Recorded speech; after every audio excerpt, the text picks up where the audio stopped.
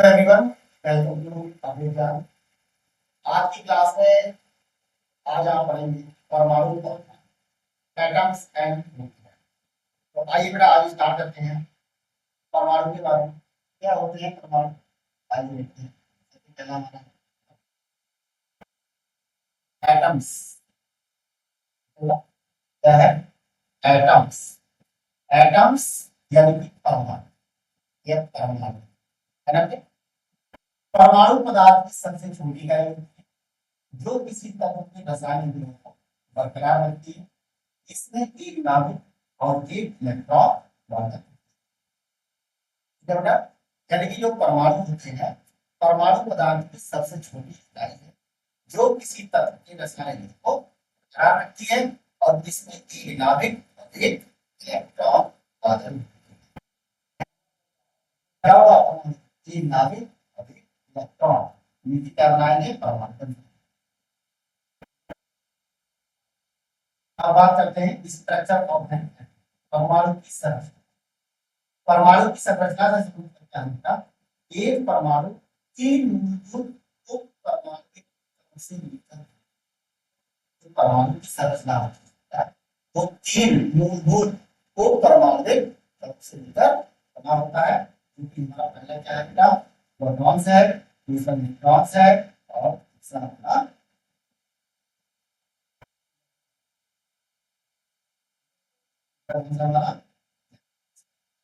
आइए अब हम इसमें पढ़ते हैं प्रोटॉन से। प्रोटॉन क्या है? नाभिक में धनात्मक आवेशित कण है। यानी ये नाभिक है, नाभिक में क्या होता है? धनावेशित कण है वो हमारे क्या होते हैं? प्रोटॉन कहलाते हैं। प्रोटॉन को हम क्या करते हैं? प्रोटॉन की संख्या परमाणु क्रमांक यानी कि परमाणु क्रमांक कैसे करते हैं और ये निर्धारित करता है कि तत्व से यानी प्रोटॉन की परमाणु संख्या होती है जेड, वो क्या है? परमाणु संख्या को प्रदर्शित करती है। ठीक है। नेक्स्ट है न्यूट्रॉन्स। न्यूट्रॉन्स यानी कि नाभिक में पाए जाने वाले उदासीन आवेश। न्यूट्रॉन क्या होता है? न्यूट्रॉन होता है इस पर कोई भी आवेश नहीं होता है, उदासीन होता है। न्यूट्रॉन प्रोटॉन के साथ मिलकर परमाणु द्रव्यमान तय करके योगदान करते हैं। यानी जो न्यूट्रॉन प्रोटॉन होते हैं, अगर इनको दो को मिला दिया जाएगा तो ये क्या कहलाता है? परमाणु द्रव्यमान चिन्ह। ये क्या होता है? परमाणु। ये किसके बराबर होता है? न्यूट्रॉनों की संख्या प्लस प्रोटॉनों की संख्या के। किसी परमाणु में न्यूट्रॉनों की संख्या हो सकती है जिसके कारण किसी तत्व की समस्थानिक भिन्न हो सकती है। समस्थानिक आप जानते हैं परमाणु है ना? अब देखते हैं इलेक्ट्रॉन्स। इलेक्ट्रॉन्स पर कौन से चार्ज होता है? नेगेटिव होता है, ऋणात्मक आवेश कण नाभिक के बाहर कक्षकों या इलेक्ट्रॉन कोशों में पाया जाता है। एक उदासीन परमाणु में इलेक्ट्रॉन की संख्या प्रोटॉन की संख्या के बराबर होती है। इससे विद्युत तटस्थता सुनिश्चित है। यानी कि एक उदासीन परमाणु में इलेक्ट्रॉनों की संख्या प्रोटॉनों की संख्या के बराबर होती है। ये संख्या होगी इसके बराबर होगी प्रोटॉन की संख्या के बराबर।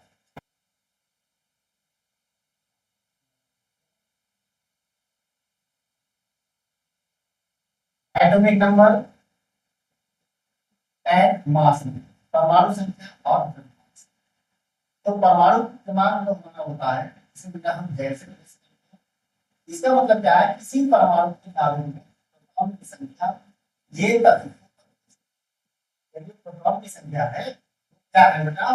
वो तत्व को परिभाषित। जैसे कि कार्बन, कार्बन का जो परमाणु क्रमांक होता है वो 6 होता है। यानी कार्बन का जो परमाणु क्रमांक होता है 6 होता है। क्या होता है? 6। नाभिक और न्यूट्रॉन की कुल संख्या, यानी कि एग्जाम्पल अगर हम देखें कि कार्बन और यानी कि ये दे रखा है, अगर हम इसे देखें कार्बन का परमाणु क्रमांक नाभिक और न्यूट्रॉन का इसमें 6 प्रोटॉन, यानी इससे क्या होगा? 6 हो जाएंगे। यदि अगर हम इसमें बात करें कार्बन में, कार्बन में कितने हैं, यदि कितने परमाणु की संख्या हो गई, यानी कि 6 और 6 12 हो गए। अब इसमें 6 से 12 का मतलब क्या, 6 प्रोटॉन 6 न्यूट्रॉन, और टोटल ए हमारा क्या होता है, ए का मतलब ये हमने आपको बताया था कि जो परमाणु संख्या पांच संख्या परमाणु परमाणु द्रव्यमान क्या होता है, ए कैपिटल ए होता है, तो ए इक्वल टू कितना हो गया 12, कितना है 12। अब बात करते हैं आइसोटोप्स। आइसोटोप्स यानी कि समस्थानिक,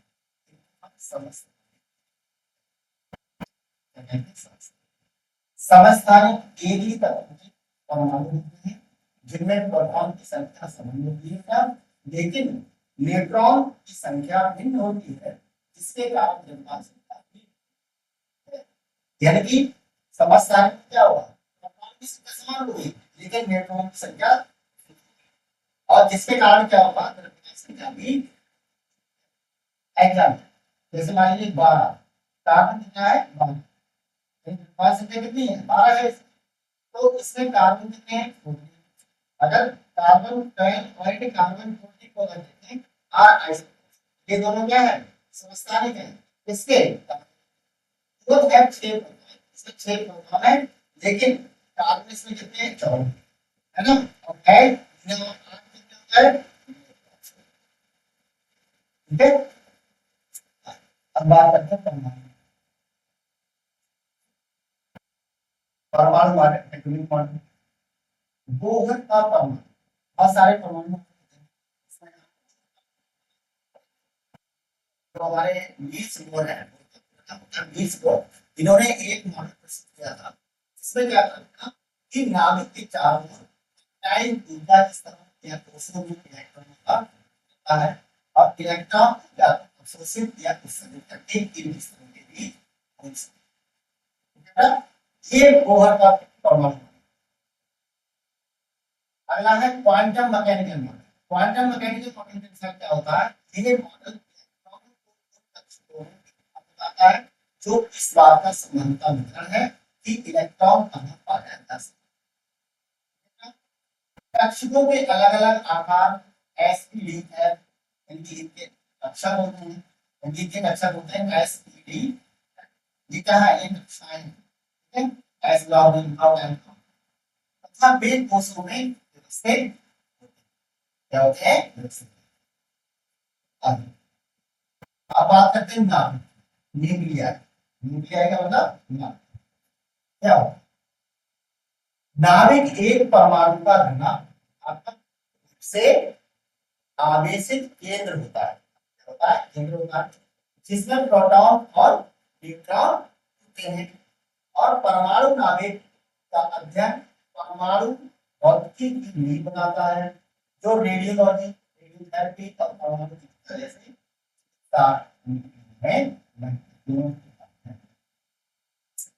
नेक्स्ट आता है कंपोजिशन ऑफ द न्यूक्लियस, नाभिक की संरचना। नाभिक की संरचना में क्या है, कौन होते हैं न्यूट्रॉन होते हैं, जो प्रोटॉन होता है वो पॉजिटिव चार्ज होता है उसका पॉजिटिव मुकाबले से, और न्यूट्रॉन का क्या होता है न्यूट्रल चार्ज से, ओके। प्रोटॉन की संख्या परमाणु संख्या Z, प्रोटॉन की संख्या होती है उनका Z, और प्रोटॉन और न्यूट्रॉन की कुल संख्या प्रोटॉन यानी प्लस किसके बराबर 1, बच्चों। नेक्स्ट देखते हैं परमाणु।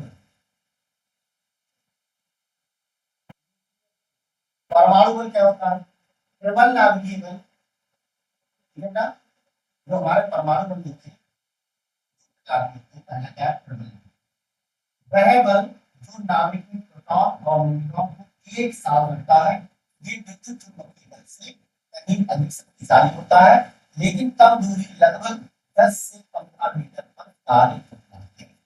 ये हमारा क्या कहलाता है बल नाभिकीय। नेक्स्ट हमारा था विद्युत चुंबकीय, आवेशित कणों के बीच बल। नाभिक के मामले में धनात्मक रूप से आने से प्रोटॉन के लिए विद्युत चुंबकीय विकर्षण परमाणु स्थिरता में भूमिका निभाता है। यानी कहने का मतलब क्या है कि जो विद्युत चुंबकीय बल होता है वो आवेशित बल कणों के बीच नाभिक के मामले में धनात्मक रूप से आवेशित के बीच विद्युत चुंबकीय विकर्षण परमाणु स्थिरता में भूमिका निभाता है। अब बात आती है परमाणु स्थिरता। तो परमाणु स्थिरता से तात्पर्य क्या है? इसका मतलब क्या है कि नाभिक स्थिर होता है यदि उसके अंदर के बल मजबूत नाभिकीय बल और विद्युत चुंबकीय बल संतुलित होते हैं। यानी कहने का मतलब क्या है? केवल नाभिकीय बल और विद्युत चुंबकीय बल अगर संतुलन में है तो क्या हुआ?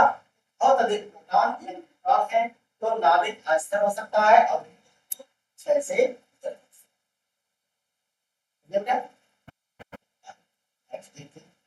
बंधन बाइंडिंग एनर्जी जिसे कहते हैं। बंधन ऊर्जा क्या होती है बेटा? इसको आइए देखते हैं। बंधन ऊर्जा से तात्पर्य क्या है कि जो नाभिक को उसके घटक प्रोटॉन और न्यूट्रॉन में तोड़ने के लिए आवश्यक ऊर्जा बंधन ऊर्जा कहलाती है। नाभिक में जितनी अधिक बंधन ऊर्जा होती है नाभिक उतना ही स्थिर होता है।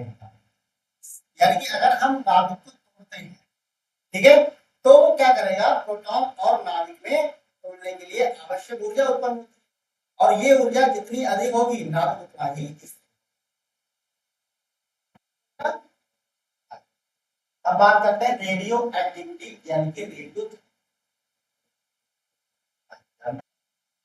रेडियो धर्मता उस प्रक्रिया को कहते हैं जिसके द्वारा अस्थायी परमाणु नाभिक विकिरण उत्सर्जित करके ऊर्जा उत्पन्न। ऐसा तब होता है जब नाभिक में बहुत अधिक प्रोटॉन या न्यूट्रॉन होते हैं जिससे ये अस्थिर।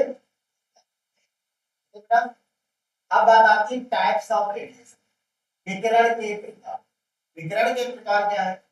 अल्फा, सबसे पहला आता है अल्फा।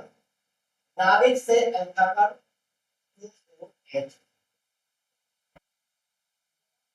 क्या है? हीलियम पर होता है तो इसका उत्सर्जन होता है यूरेनियम, यानी कि आप जानते हैं होता है इसका, ठीक है ना? और रेडॉन आर्य होता है इसका। और भारी तत्वों में आम जो यूरेनियम वाला होता है तो रेडॉन और भारी तत्व जैसे इसमें हल्का जो हमारा बीटा विकिरण होता है, बीटा विकिरण नाभिक से इलेक्ट्रॉन बीटा बीटा नेगेटिव है ना, या पॉजिट्रॉन बीटा पॉजिटिव पॉजिट्रॉन होता है का उत्सर्जन होता है। बीटा कण उच्च ऊर्जा वाले इलेक्ट्रॉन। बीटा विकिरण से मतलब क्या होता है कि जो कण उच्च ऊर्जा वाले इलेक्ट्रॉन या प्रोटॉन। अब बात आती है गामा किरण। गामा विकिरण, गामा विकिरण से तात्पर्य है कि नाभिक से उच्च ऊर्जा विद्युत चुंबकीय विकिरण गामा किरण का उत्सर्जन। गामा विकिरण अक्सर अल्फा और बीटा के साथ गामा अल्फा बीटा और आप समझ गए होंगे यहाँ पर अल्फा विकिरण इस तरीके से बीटा यानी और ये हमारे विकिरण। नेक्स्ट सेक्शन चिकित्सा में परमाणु भक्ति की, यानी हम किस तरीके से जो चिकित्सा में परमाणु कर सकते हैं। सबसे पहला हमारा एक्सरे इमेजिंग। एक्सरे इमेजिंग का मतलब क्या होता है? एक्सरे इमेजिंग का मतलब प्रतिबिंब यानी कि उसका छवि, पिक्चर भी कह सकते हैं।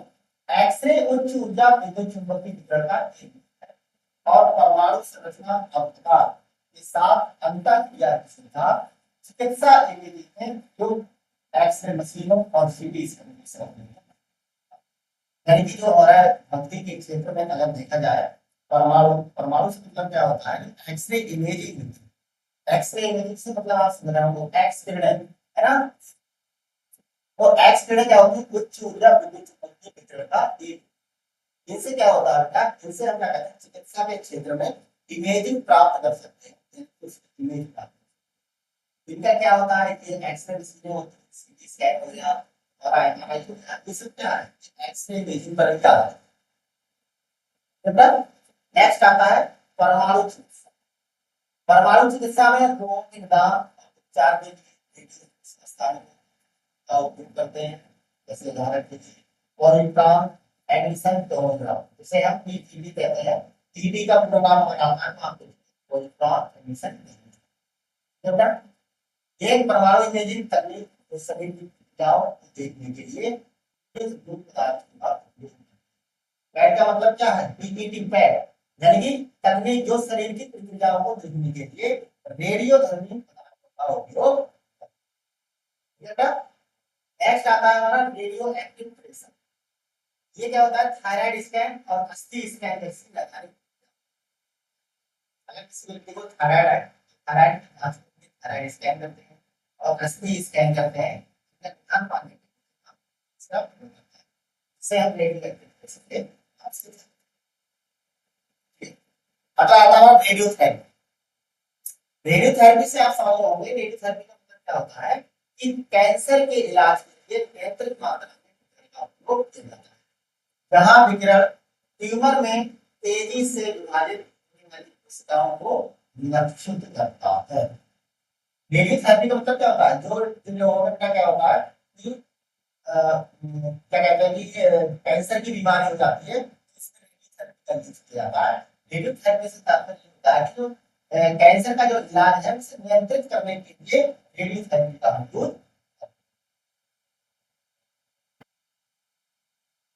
विकिरण चिकित्सा नेक्स्ट हमारा आता है विकिरण चिकित्सा। विकिरण चिकित्सा में तात्पर्य क्या है कि कैंसर कोशिकाओं को मारने या क्षतिग्रस्त करने के लिए कुछ का उपयोग करते हैं। जैसे कोबाल्ट हो गया 16 और सीलियम होगा 37। रेडियोधर्मी संस्था का उपयोग कैंसर के उपचार के लिए किया जाता है। अगला हमारा कैंसर का निदान और कैंसर का निदान हम कैसे कर सकते हैं? आयोडीन 131 जैसे रेडियोधर्मी संस्था थायराइड का उपचार में किया जाता है और रेडॉन 222 का उपयोग कुछ प्रकार के कैंसर के लिए विकिरण चिकित्सा में हम उपचार करना है तो आयोडीन लीजिए, है ना, रेडॉन लीजिए। इससे क्या होता है कि कैंसर के लिए नेक्स्ट आता है इंपॉर्टेंट न्यूक्लियोसिस महत्वपूर्ण परमाणु प्रक्रिया है। जैसे कि सबसे पहले आता है कि विघटन करना। सही पदार्थ है वो भारी नाभिक है, छोटे छोटे नाभिक में होता है, उसे क्या कहेंगे? क्या कहेंगे? परमाणु। परमाणु विघटन एक बड़ी परमाणु नाभिक है जिससे बड़ी मात्रा में ऊर्जा निकलती है। अगर आप किसी बड़े नाभिक को अगर आप तोड़ रहे हैं तो उसमें बहुत ज्यादा ऊर्जा और ये इसका चिकित्सा में प्रयोग क्या है? जबकि विखंडन सबसे अधिक परमाणु इलेक्ट्रॉन और ऊर्जा उत्पादन से जुड़ा हुआ होता है और विखंडन प्रतिक्रियाओं का उपयोग कैंसर के इलाज के लिए चिकित्सा में भी किया जाता है। अगला है हमारा फ्यूजन। फ्यूजन का मतलब क्या होता है? संलयन करना, विलय हो जाना, उसमें मिल जाना। ठीक है, जैसे परमाणु संलयन वह प्रक्रिया है जिसमें परमाणु हैं इससे ऊर्जा हो। संलयन का मतलब होता है जुड़ना। ठीक है ना, कोई दो या दो से अधिक हल्के नाभिक मिलकर भारी नाभिक का जिसे हम क्या कहेंगे? फ्यूजन या संलयन कहते हैं या इसे विलय। संलयन वह प्रक्रिया है जो सूर्य को ऊर्जा प्रदान करती है और भविष्य में ऊर्जा उत्पादन में इससे संभावित है, लेकिन अभी तक इसका चिकित्सा में से उपयोग नहीं किया गया है। ठीक है बेटा, क्या नहीं किया गया है इसका उपयोग। नेक्स्ट हमारा आता है रेडियो एक्टिविटी। रेडियो एक्टिविटी यानी कि रेडियो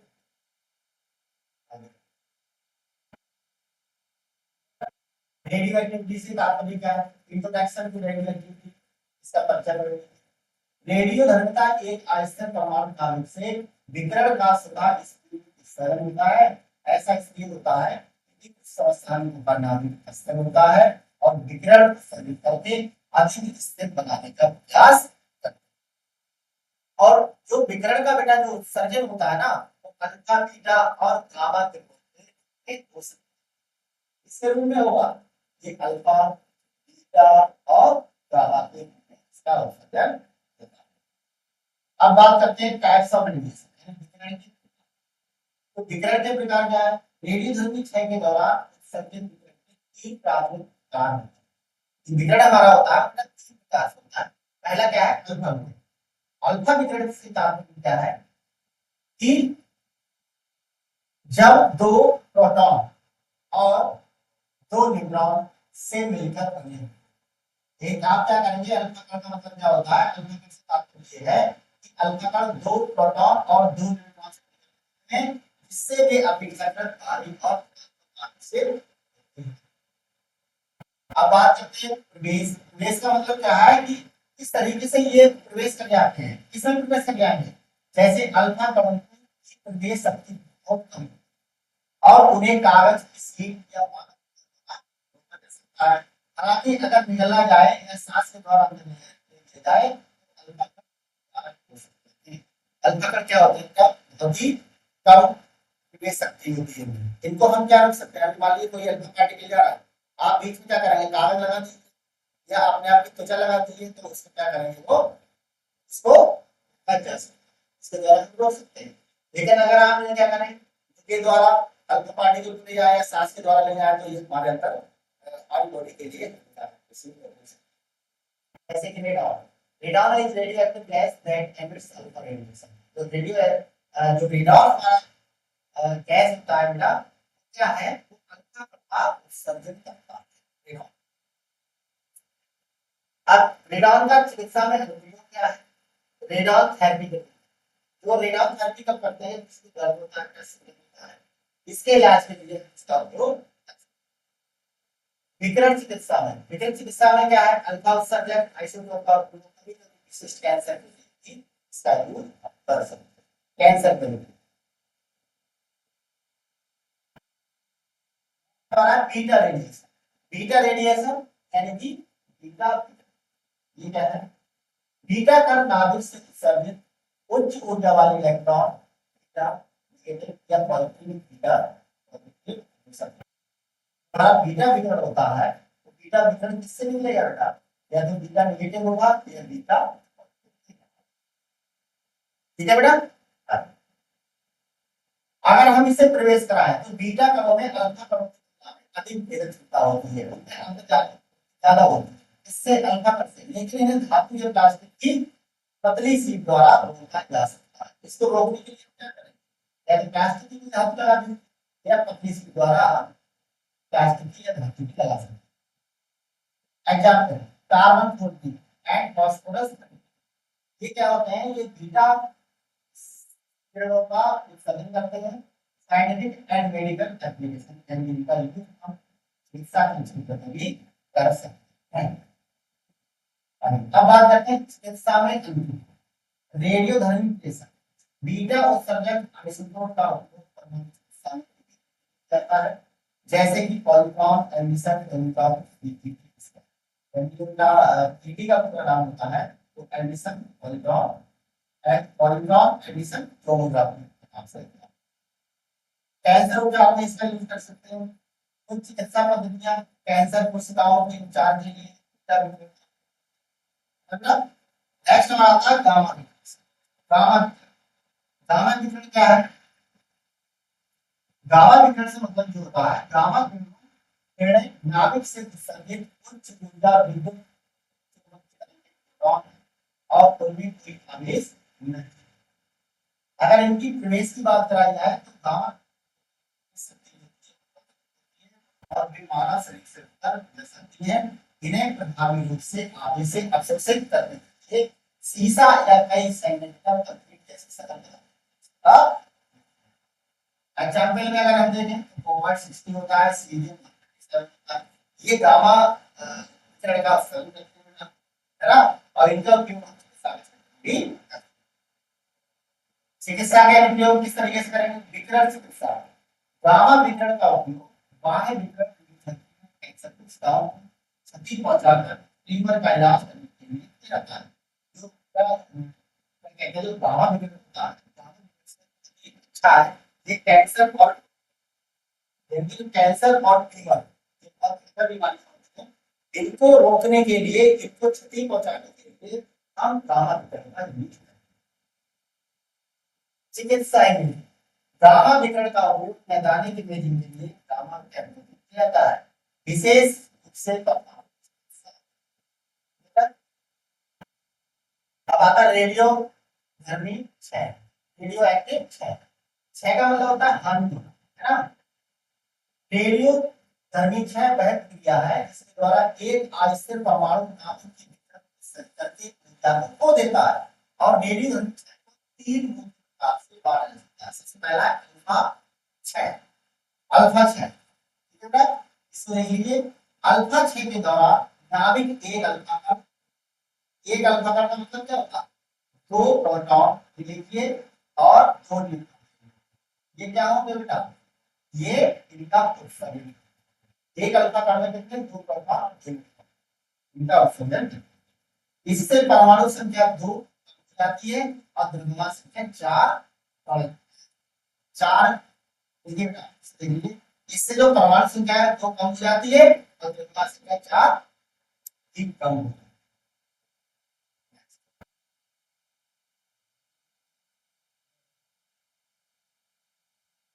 ये है एग्जांपल बाद में रखना कि बॉन्ड में हीलियम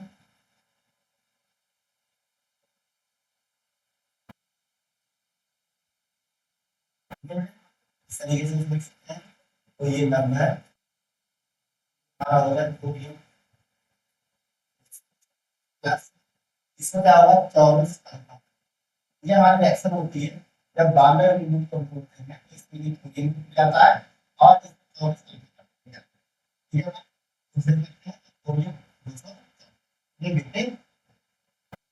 अगला है अपना बीटा, बीटा क्षय के दौरान नाभिक में एक न्यूट्रॉन प्रोटॉन में परिवर्तित हो जाते हैं, और ये इलेक्ट्रॉन बीटा में उत्सर्जित होता है, इससे परमाणु संख्या में एक की वृद्धि हो जाती है और द्रव्यमान संख्या में कोई परिवर्तन नहीं। इस कार्बन कार्बन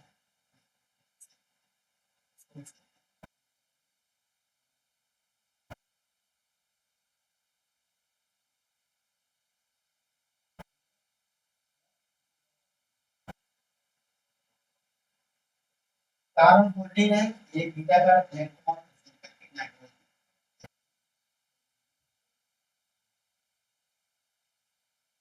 गामा,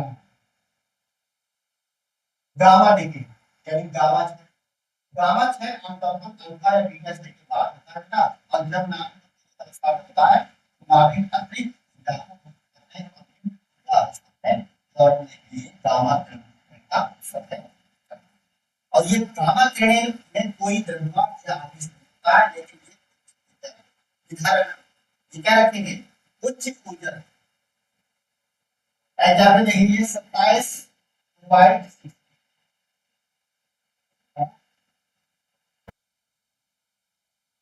तेज गामा विकिरण का उत्तेजित अवस्था में मोबाइल 60 अस्थिर अवस्था में सोडियम देता है।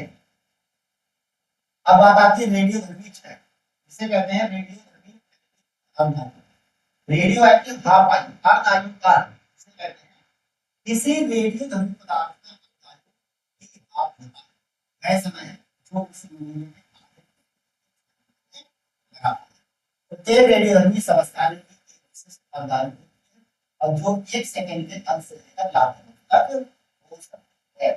जैसे उदाहरण के लिए देखते हैं कि द हाफ लाइफ की कांस्टेंट लैम्डा, ये लैम्डा का मिसाल है, बाय द इक्वेशन कि अगर हम इसका वैल्यू बात करें तो इसका जो फॉर्मूला बन जाता है 0.69 के बराबर है, फॉर्मूला, ठीक है। इस तरीके से हम इस फॉर्मूले को उदाहरण के लिए चिकित्सा उपचार में आयुर्वेदिक अर्थात 8 दिन के बाद आयुर्वेदिक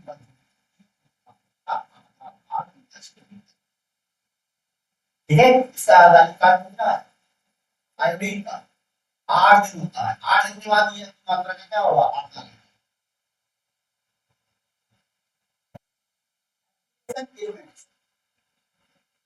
चिकित्सा में कैंसर उपचार में चिकित्सा में आयुर्वेद में जैसे लगभग 48 वाले को कह सकते हैं लंबे समय तक विकिरण के बिना लक्ष्य उपचार संभव नहीं है। चिकित्सा में यानी ये टेक्नीशियन 99 एंड जैसे लघु अर्धांगिक समस्या को सामान्यतः नैदानिक इमेजिंग में किया जाता है, क्योंकि वे शीघ्रता से फैल जाते हैं तरह से छोड़ देते हैं। अब बात करते हैं मेजरमेंट ऑफ रीडिंग। रेडियोधर्मिता का मापन किस तरीके से कर सकते हैं, किस तरीके से हम रेडियोधर्मिता का मापन करेंगे।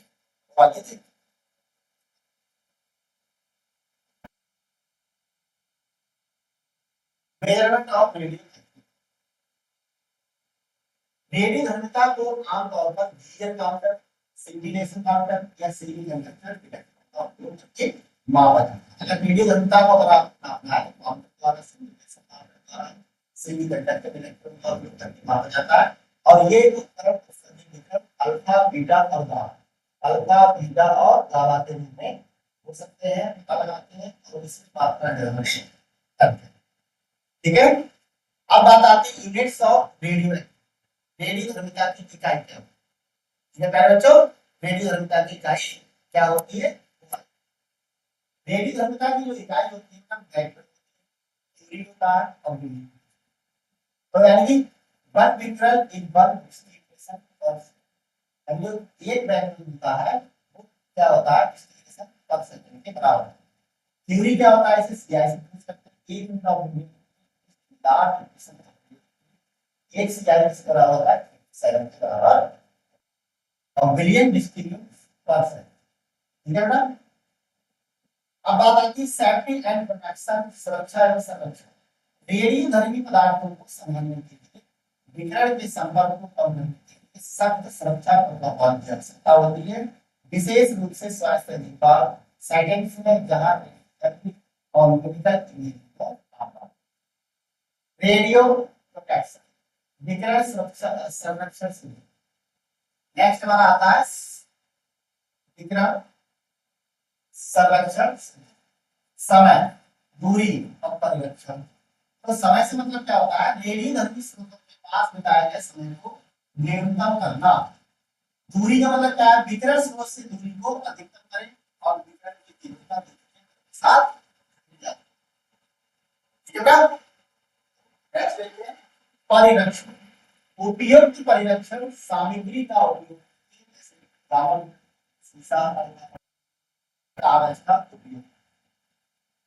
व्यक्तिगत सुरक्षा उपकरण, व्यक्तिगत सुरक्षा करने के लिए पीपीई किट आती है, ऐसे यूज करते हैं। ये सुरक्षा का कपड़े, लीड, एप्रन और दस्ताने का काम करने वाले चिकित्सा कर्मी का उपयोग में लाए।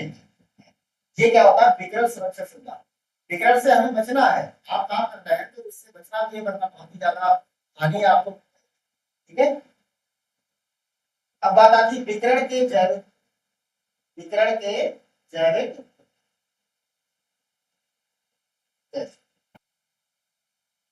आयनीकरण। विकिरण शरीर में अणुओं को आयनित करके जीवित साफ कर सकता है, विशेष रूप से जीवन इससे कोशिका मृत्यु की प्रबंधन और कैंसर हो सकता है। और विकिरण की बड़ी खराब के बाद तीव्र विकिरण हो सकती है, जिससे बदली थकान और पचाना जलन जैसे लक्षण है। ये विकिरण की नेक्स्ट हमारा चिकित्सा पेशेवरों को स्वयं को और आवश्यक रूप से बचाने के लिए विकिरण सुरक्षा दिशा निर्देशों का पालन करना चाहिए। चिकित्सा में रेडियोधर्मिता के, चिकित्सा में रेडियोधर्मिता के जैसे डायग्नोस्टिक इमेजिंग।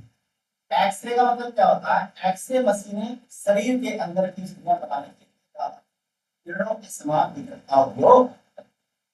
ये डायग्नोस्टिक इमेजिंग। सीटी स्कैन का मतलब क्या होता है, कंप्यूटेड टोमोग्राफी। सीटी स्कैन का पूरा नाम होता है कंप्यूटेड टोमोग्राफी। या कर लीजिए शरीर की विस्तृत अंतस्थ गांठ छवि बनाने के लिए एक्सरे का उपयोग करती है, जिसे हम क्या कहते हैं, सीटी स्कैन। अगला आता है पीटी स्कैन। पीटी स्कैन का मतलब पॉलीग्राफ एमिशन टोमोग्राफी। शरीर में चयापचय प्रक्रिया होती है, बीटा उत्सर्जन आपको पता है। कैंसर उपचार, रेडियोथेरेपी। कैंसर उपचार का मतलब क्या है?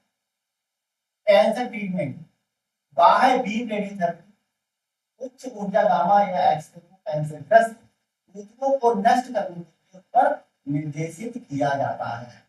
ब्रैकीथेरेपी, इसका मतलब क्या है? ब्रैकीथेरेपी से मतलब होता है कि रेडियोथेरेपी बीज या स्रोतों को पास या उसके भीतर रखा जाता है, जिससे विकिरण की उच्च राख सीधे कैंसर कोशिकाओं तक पहुंचाई जा सके। रेडियोएक्टिव प्रेशर, रेडियोधर्मी क्या होता है? रेडियोधर्मी प्रेशर रेडियोधर्मी आइसोटोप पदार्थ होते हैं जिनका उपयोग के लिए चिकित्सा इमेजिंग में किया जाता है। उदाहरण के लिए बैक्टीरियम 99 एन का उपयोग आमतौर पर हृदय, मस्तिष्क जैसे इमेजिंग के लिए परमाणु चिकित्सा में। आयोडीन का उपयोग कहाँ करते हैं? थायराइड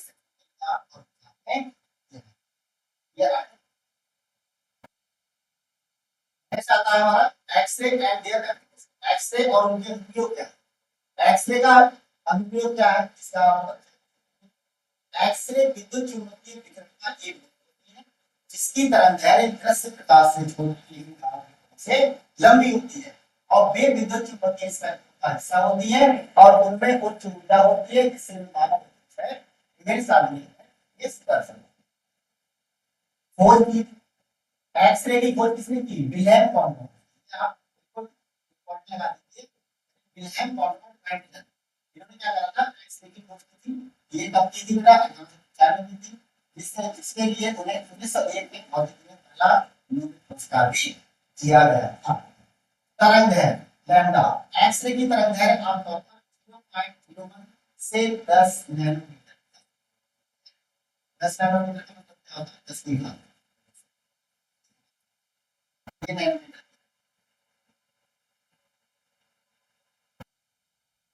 आवृत्ति। अब बात करते हैं आवृत्ति। एक्सरे की आवृत्ति आमतौर पर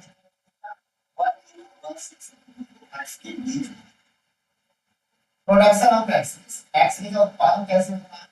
एक्सरे तब उत्पन्न होते हैं जब उच्च ऊर्जा वाले इलेक्ट्रॉन पदार्थ से टकराते हैं, आमतौर पर एक बैटरी है जिसे एक्सरे बीम कहा जाता है। तो इसके लिए मूल चरण क्या क्या है? कैथोड है, एनोड है, एक्सरे है। तो कैथोड का मतलब क्या होता है? ये नकारात्मक इलेक्ट्रॉन। कैथोड कैसा होता है? नकारात्मक इलेक्ट्रॉन। और ये इलेक्ट्रॉन मतलब कैथोड से उत्सर्जित होते हैं और एनोड पॉजिटिव इलेक्ट्रॉन। जब इलेक्ट्रॉन एनोड कंडक्शन से होते हैं और से टकराते हैं तेजी से और ऊर्जा एक्सरे के रूप में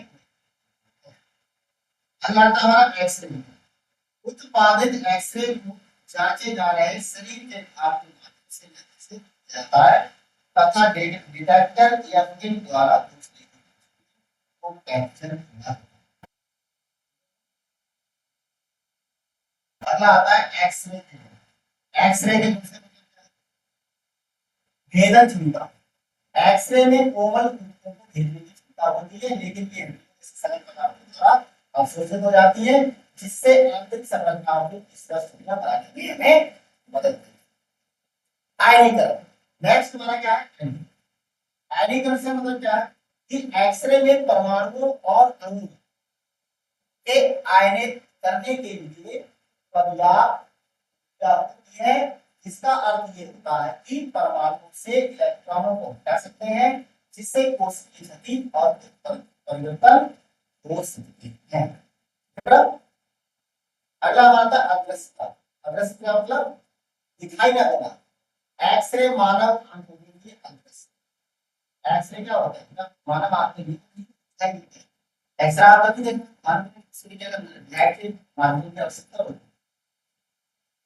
उच्च ऊर्जा एक्सरे में जैविक उत्पन्न करने में सक्षम होते हैं और यही कारण है कि नुकसान से बचने के लिए उनके उपयोग को नियंत्रित किया जाता है। नेक्स्ट आता है एक्सरे इंटरेक्शन। पदार्थ के साथ एक्सरे, पदार्थ के साथ जब एक्सरे शरीर से उत्पन्न होती है तो वे विभिन्न संचरण, कुछ एक्स-रे शरीर से निकल डिटेक्टर जैसे अवशोषण, एंटीजन जैसे विषाक्त पदार्थ अधिक एक्सरे के अवशोषित करते हैं, जिसके कारण एक्सरे छवि पर संकुचित है। आप देखा जो एक्सरे होता है, एक्सरे से क्या करते हैं, उसकी फिल्म में डिटेक्टर, तो उसमें क्या होता है, वो सफेद कलर का होता है। आप देखा होगा कि वो एक्सरे होते हैं, वो क्या करते हैं, ठीक है बेटा, विकिरण फैलना, कुछ एक्सरे के साथ अंतःक्रिया के बाद फैल जाते हैं, जिससे छवि की स्पष्टता कम हो जाती है, यानी कि दिखाई नहीं देती है ना। एप्लीकेशन ऑफ एक्सरे, चिकित्सा में एक्सरे के अनुप्रयोग, चिकित्सा में एक्सरे के अनुप्रयोग क्या है, चिकित्सा निदान और उपचार में एक्सरे के अनुप्रयोग से श्रृंखला है। कुछ अनुप्रयोगों सबसे पहला हमारा क्या है, डायग्नोस्टिक, यानी कि डायग्नोस्टिक में एक्सरे का उपयोग शरीर की संरचना देखने के लिए किया जाता है।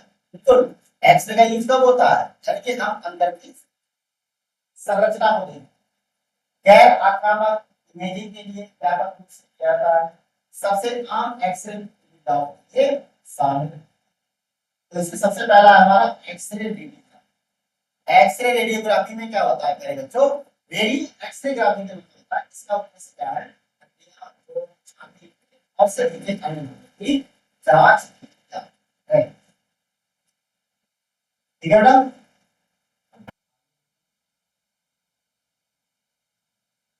एग्जाम्पल में चेस्ट एक्सरे होता है, इसका यूज क्या करते हैं, निमोनिया चेक करने के लिए, प्रोसेस के लिए, लंग कैंसर के लिए, एंड ब्रोकन बोन्स के लिए। इसका सिद्धांत क्या है, X-rays pass through the body cancer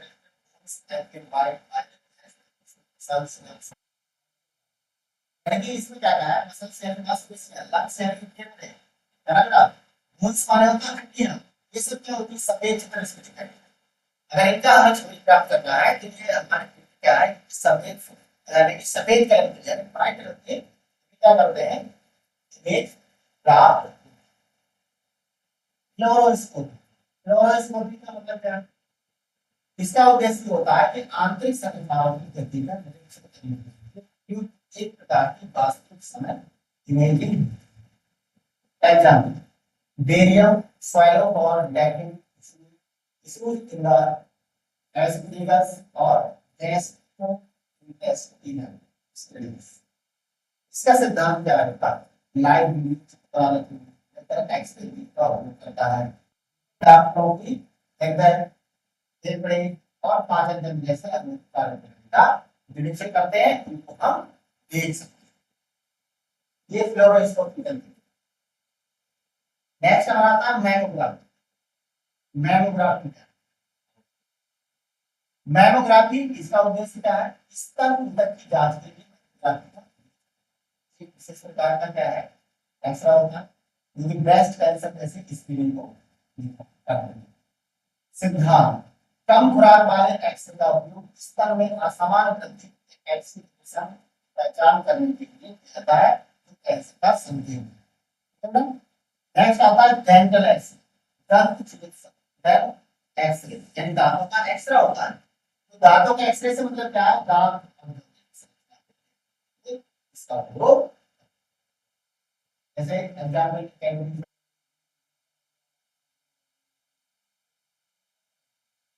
दंत एक्सरे, इसमें क्या करते हैं कि छोटी एक्सरे फिल्में या डिजिटल डिटेक्टर दांतों की है तथा और मशीन का पता लगाने। Computed tomography CT scan, computed tomography इसका पूरा होता है सीटी स्कैन। इसका उद्देश्य क्या है? सीटी स्कैन एक्सरे तकनीक, ये एक एक्सरे का ही भाग है ना, जो शरीर की विस्तृत अनुभव कार्ड वाली छवि को प्राप्त कराता है, जिसे हम सीटी स्कैन है। ध्यान दे लीजिए, विभिन्न कोणों से ली गई एक्सरे छवियों की संरचना को कंप्यूटर द्वारा संसाधित किया जाता है, जिससे शरीर के विस्तृत अनुभव कार्ड स्लाइड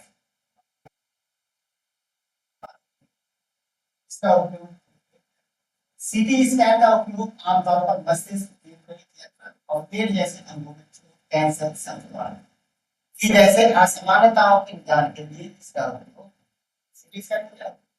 मस्तिष्क की जांच में फेफड़े होते हैं, यकृत होता है, पेट जैसे अंगों में कैंसर है, जिनके प्राप्त करने के लिए आप तो brain CT scan, detecting stroke, brain tumors and fluoroscopic guided hospital, fluoroscopic इसे समझ लीजिए क्या होती है, ठीक है मैडम। इनका उद्देश्य क्या है कि निदान या उपचारात्मक प्रक्रिया के दौरान एक्सरे का उपयोग वास्तविक समय में किया जाता है। Example angiography, X-ray of the vessels and catheter in certain arteries. Sorry, arteries in certain arteries. इसका सिद्धांत से मतलब क्या होता है? निदान करना, उपचार में सहायता के लिए कैथेटर या अन्य उपकरणों उसे किया जाता है।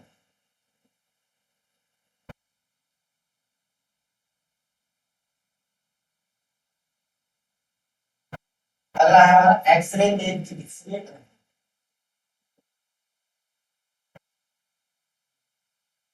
निदान क्लिनिकों के अतिरिक्त एक्सरे का उपयोग कैंसर और अन्य चिकित्सा स्थितियों के लिए उपचार के लिए वितरण चिकित्सा में इसका यूज किया जाता है। जैसे कि सबसे पहला हमारा रेडियोथेरेपी क्या है? उद्देश्य इसका क्या है?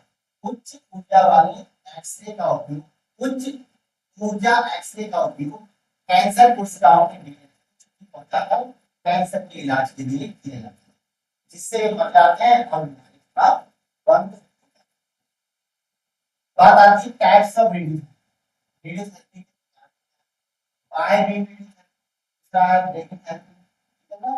तो रोगी को बाहरी मशीन से एक्सरे दिखाई, जिसे हम क्या कहते हैं बाहरी रेडियोथेरेपी से मतलब होता है सीधे ट्यूमर के अंदर उसके बहुत करीब रखा जाए।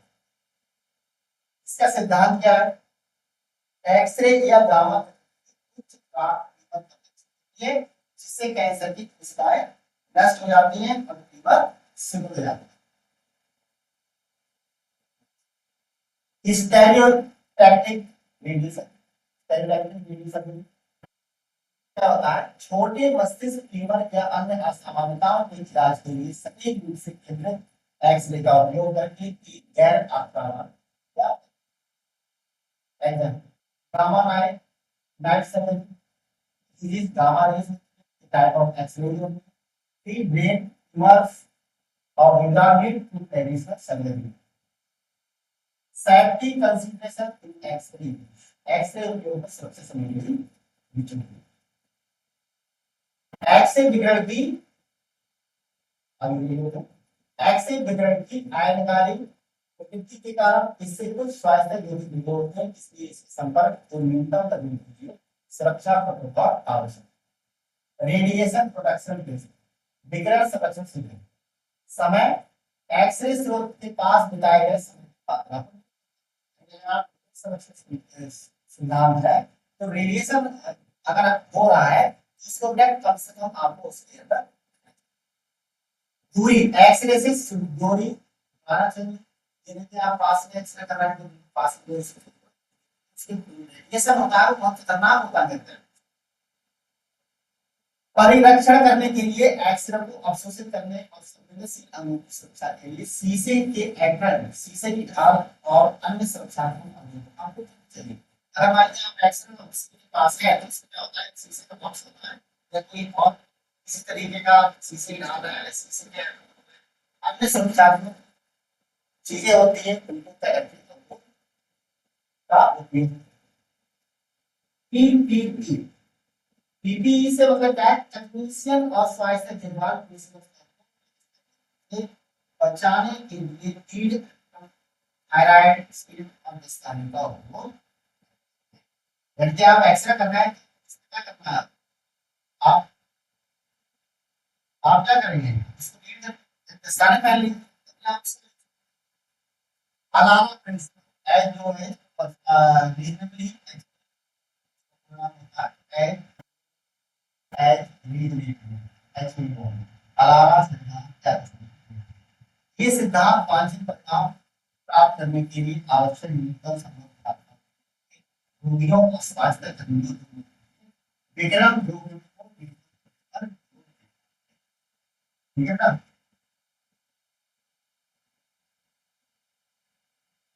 और हमने इस तरीके से इस टॉपिक में एटम्स एंड किया है, परमाणु और नाभिक के बारे में किया और आगे नेक्स्ट टॉपिक के साथ फिर उपस्थित होंगे। तब तक के लिए जय हिंद।